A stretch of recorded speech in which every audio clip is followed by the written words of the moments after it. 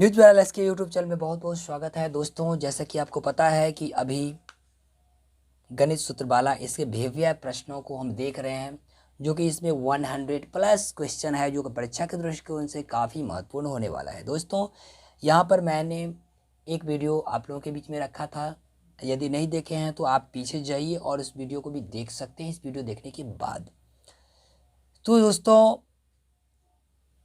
जैसा कि आप जानते हैं कि अभी बोर्ड एग्जाम चल रहा है और हमारे चैनल पर ऑब्जेक्टिव प्रश्नों का सीरीज चल रहा है। दोस्तों ऑब्जेक्टिव के साथ मैंने आप लोगों के बीच में कुछ और करने का प्रयास किया, ताकि ऑब्जेक्टिव के साथ कुछ बीवीएस सब्जेक्टिव का भी तैयारी हो जाए, ताकि जो कमज़ोर स्टूडेंट होंगे, जिसका मैथ्स कमज़ोर होगा, वो भी आसानी से नंबर ऑब्टेन कर पाएंगे। ठीक है दोस्तों, चलिए हम अगले प्रश्न को देखते हैं। अगला प्रश्न बिल्कुल इजी है। एक्स स्क्वायर माइनस 3 का शून्यांक हमको ज्ञात करना है। दोस्तों शून्यांक ज्ञात करना है। नॉर्मली अगर ऐसा प्रश्न पूछा जाए और ऑब्जेक्टिव में रहे, ये ऑब्जेक्टिव में अगर पूछा जाए एक्स स्क्वायर माइनस 3 का शून्यांक ज्ञात करें, तो कुछ नहीं करना है, एक्स स्क्वायर बराबर लिख देना है 3, इधर उड़ के जाएगा ना, शून्यांक यानी बराबर शून्य कर दो, इसको इधर करेंगे तो ये 3 हो जाएगा, एक्स बराबर होगा रूट में 3 जाएगा। ठीक, और जब रूट में जाता है तो प्लस माइनस लगता है, प्लस माइनस रूट 3, ये आंसर होगा। ऐसा भी आंसर हो सकता है या ऐसा भी आंसर हो सकता है, माइनस रूट 3 या प्लस रूट 3। ठीक है, तो इस हिसाब से देखना है। अगर सब्जेक्टिव में पूछे, ठीक है, सब्जेक्टिव में इस प्रश्न को पूछा जाए तो क्या करेंगे, लिखेंगे शून्यांक होगा जब पी एक्स बराबर शून्य हो, तो यहाँ पर लिखेंगे एक्स स्क्वायर माइनस 3, ठीक है, बराबर शून्य। ठीक है, ये दीर्घोत्तरीय के बारे में बता रहे हैं। अब चलिए क्या करना है, एक्स स्क्वायर माइनस इस 3 को भी स्क्वायर के रूप में लिखिए, यहाँ ये स्क्वायर के रूप में, इसको भी लिखेंगे, इसको लिखेंगे 3 को स्क्वायर के रूप में, रूट 3 का स्क्वायर। ठीक है, अब देखिए रूट 3 को हम अगर स्क्वायर करते हैं तो ये 3 हो जाएगा ना, तो 3 को भी हम ऐसा टुकड़ा किए और उस टुकड़ा को स्क्वायर के रूप में लिखेंगे तो 3 बन जाएगा, यानी 3 को लिखिए रूट 3 का स्क्वायर।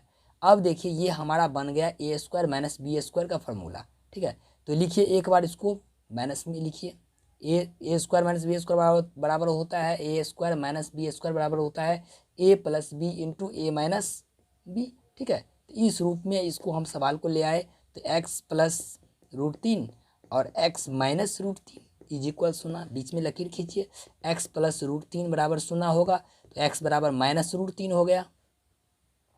ठीक, और इधर x माइनस रूट 3 बराबर शून्य हुआ तो x बराबर रूट 3 हुआ, तो आंसर हुआ ना, x बराबर हो गया प्लस माइनस रूट 3। ठीक है, या अलग अलग भी कर सकते हैं।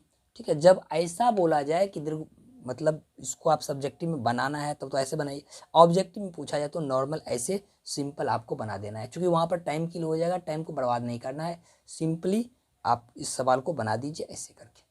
चलिए अगला प्रश्न देखते हैं। अगला प्रश्न है 3x square minus x minus 4, 3x square minus x minus 4 का शून्यांक ज्ञात करना है। तो लिखेंगे शून्यांक ज्ञात करना है तो पी शून्यांक होगा जब पी एक्स बराबर क्या हो, शून्य हो, इसको शून्य कर लेंगे।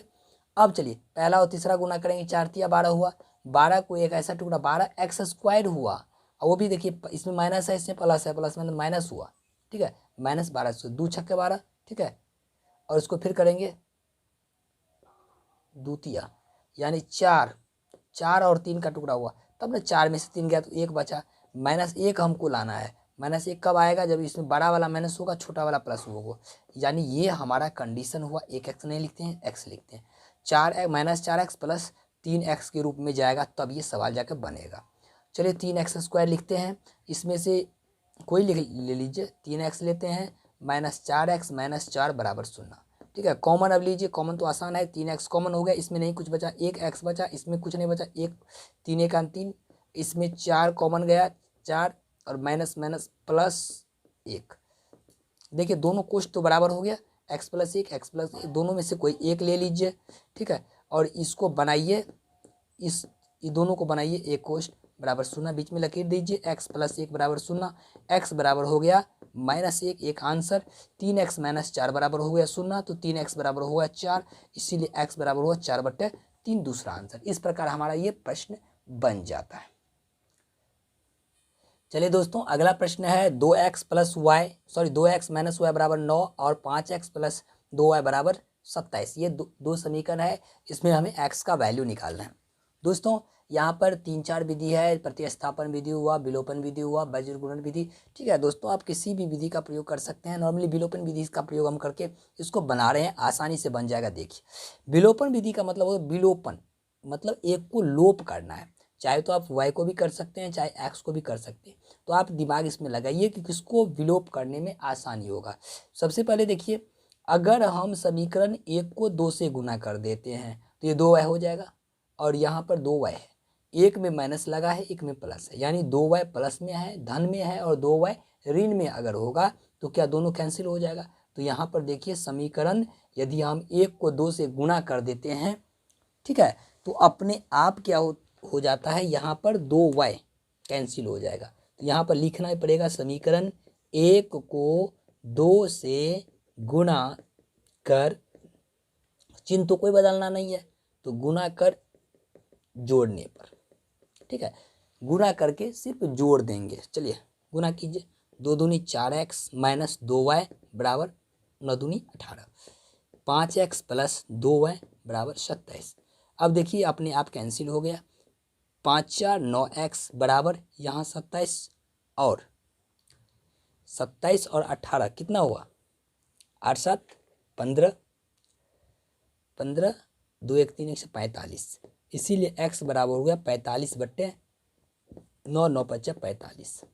ठीक है, x का मान हो गया 5। अब लिखेंगे x का मान, समीकरण, जो समीकरण हल्का लगे उसमें मान रख दीजिए। समीकरण 1 में रखने पर, समीकरण 1 में हमको पुट कर देना है मान को, x के जगह पर रखेंगे 5, तो 2 गुने 5 माइनस y बराबर 9, 2 पंचे 10 माइनस y बराबर 9। ठीक है, y को फेंकिए इधर, 10 माइनस 9 बराबर y, इसीलिए y बराबर हो गया 1। ठीक है, तो y का मान आ गया 1, x का मान आ गया 5। लिख देंगे अतः x बराबर 5 और y बराबर 1। इस प्रकार ये हमारा उत्तर हो गया। चलिए दोस्तों, हमारे सामने में दूसरा सवाल आ गया, 3y बराबर 5 माइनस एक्स, 2x बराबर y प्लस 3। ठीक है दोस्तों, सवाल को पहले ठीक कर लीजिए, उसको इधर पे किए, x प्लस 3y बराबर 5, ये समीकरण 1 हुआ, और इसको लिखेंगे 2x माइनस y बराबर 3, ये समीकरण 2 हुआ। ठीक है, अब चलिए इस सवाल में भी देखिए बन जाएगा दो तरीका से। यदि हम x को उड़ाना चाहेंगे, x को विलोपित करना चाहेंगे, तो क्या करना पड़ेगा, यहाँ पर सोचना है।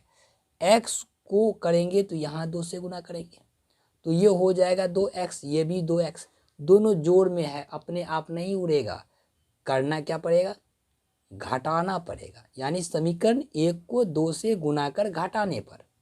चलिए अगर हम 2 की बात करें, y को उड़ाने का प्रयास करते हैं, तो y ऊपर में 3 है, 3y, नीचा में 1y है। ठीक है, तो इसको यदि हम 3 से गुना करते हैं तो देखिए क्या होता है, 3y माइनस में आए, 3y प्लस में, अपने आप उड़ जाएगा। ठीक है, तो आप किसी भी विधि से बना सकते हैं, या तो समीकरण 1 को 2 से गुना कीजिए और घटाने पर लिखिए, चाहे समीकरण 2 को 3 से गुना कर जोड़ने पर लिखिए, बात बराबर है। तो लिखिए समीकरण 2 को 3 से गुना कर जोड़ने पर। ठीक है, ये अपने आप कट जाएगा ना जोड़ने पर। चलिए गुना करते हैं, x प्लस 3y बराबर 5, 6x माइनस 3y बराबर 3 3 9, ये अपने आप उड़ गया, 7x बराबर 9 5 14, इसीलिए x बराबर 14/7, 7 दूनी 14, 2। ठीक है, x का मान 2 आ गया। अब लिखेंगे x का मान कहाँ पर रखने पर, तो x का मान समीकरण 1 में रखने पर। ठीक है, 1 में रखिए चाहे 2 में रखिए, कोई दिक्कत नहीं है, रखने पर। ठीक है, तो 1 में रखते हैं तो क्या होगा यहाँ पर, चलिए x की जगह पर 2 रखिए, 2 प्लस 3y बराबर 5।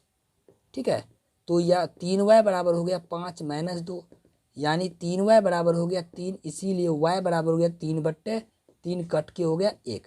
लिख देंगे। अतः x बराबर 2 और y बराबर 1, यही हमारा आंसर हुआ। ठीक है,